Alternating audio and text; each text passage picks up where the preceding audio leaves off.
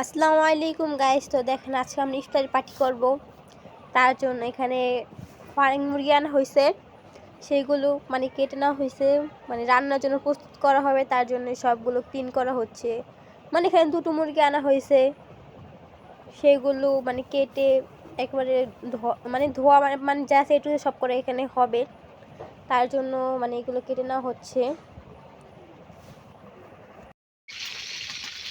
এখন হচ্ছে সেই মাংসগুলোকে মানে ভেজে নেওয়া হবে রান্নার জন্য। মানে এগুলো ভেজে তারপর রান্না করা হবে। তার জন্য এগুলো মানে হালকা ভাজা দিয়ে হচ্ছে, মানে সব মশলা দিয়ে এগুলো ভাজা হচ্ছে। আর তার পাশে হচ্ছে ডিম, বুট আর এখানে হচ্ছে মানে ফলমূল সব কেটে মানে একেবারে রেডি করা হচ্ছে, যাতে মানে একেবারে সময় শেষ। তার জন্য মানে সবাই এখানে হাতে হাতে কাজ করছে, মানে সবাই মানে কি শেষ বুঝতেই তো পারছেন। তার জন্য সব কিছু আগে মানে এখনই কাটা শুরু করেছে, তখন মনে হয় প্রায় সময় 4টা বা 4:30 এরকম হবে। তারা তখন এগুলো খাচ্ছিল। এখানে মনিকা আবার এখানে খাচ্ছে।